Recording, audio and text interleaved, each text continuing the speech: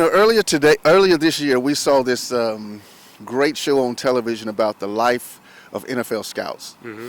And today I'm sitting here at St. Petersburg High School covering the East-West Shrine game, and I see you from the CFL. Yeah. So, Curtis, tell me, what brings you all the way from Canada? Well, I mean, our job is to field a football team and win a Grey Cup up in Canada. And, our staffs are pretty small in the CFL. And, we got to come to all these All-Star games. It's a great opportunity for us as staffs to, get a good look at these guys. And while many of these guys won't,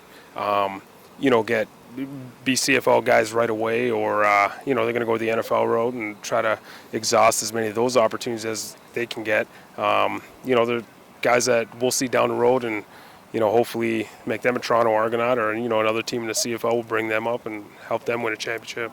Okay, so but you're saying mainly these guys that you're looking at today. I mean, are you here looking at specific players, or you just kind of looking in general? No, we're looking in general. We got eyes on everybody, all positions, and just try to see how guys fit into our league and kind of our systems. It's a little bit of a different game in the CFL too. Certain positions or positions that guys are playing here, they wouldn't necessarily play the same position for us in the CFL. So we really try to get as much as we can on every guy, and some guys you'll eliminate, other guys will be a fit, and you're gonna track them and keep an eye on them.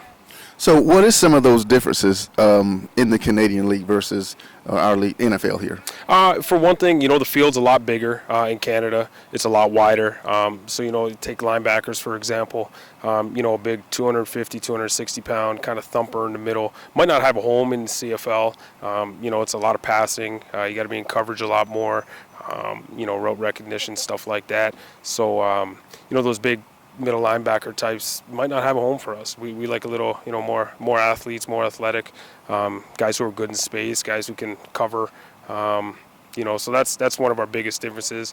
O-linemen, we like athletes, again, because it's a bigger field, more open. Pass rush is a huge emphasis for defenses in Canada, so we want, guys who can move in space and move well and really protect our quarterbacks. So, those are little differences that we have with our game that we have to look for.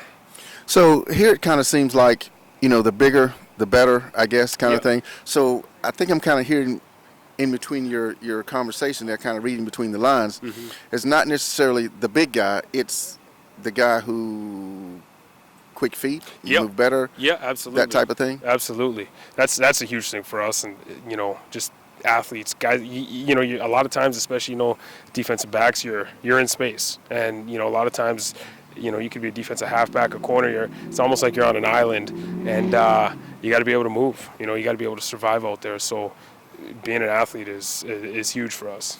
So, would it be that something similar? The type of players that would play like in arena football?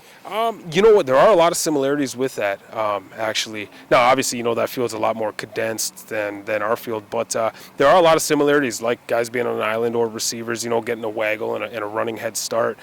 So we do draw a lot of guys out of the arena league, yeah. Oh, yeah? So coming here and, scouting these guys, do you ever get guys to go, are you going to draft these guys into the league, or how does that process work? I shouldn't say no. There's a couple guys actually in this game. There's 3 Canadian players. One of them actually is our draft pick. He's on the East team this morning, who we drafted last year in the first round. And there's 2 other kids who are in our draft this year. Everyone else would just be a free agent.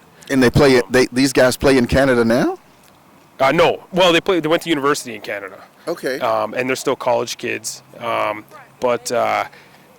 No, they'll be draft eligible this year.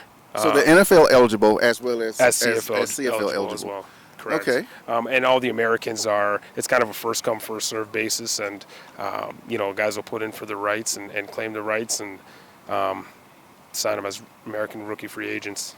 So how many players from the U.S. I would say can play on a Canadian team? 21. 21. Yeah. Okay. Right. That's pretty interesting. I thought the number would be a little bit less than that, but 21, that's quite a bit. Yep. Yeah. I mean, we got our 7 Canadian starters that you have to start. So obviously in our league, good Canadians are premium, and they're important to find. So. It's tough. You got the ratio you got to deal with, and so roster management is huge. It's huge. Well, yeah, you got an extra challenge It there, don't you? yeah, that changes some things. Definitely changes some things. All right, so let's talk about your frequent flyer miles. I got a lot of those. Yeah? Yeah, making the rounds here. Been on the road for about 2 weeks now. Still got another week ahead. Just the advantage to coming to all these All-Star games is really just planning ahead. And every year we make the rounds, and they're just guys that we'll see here.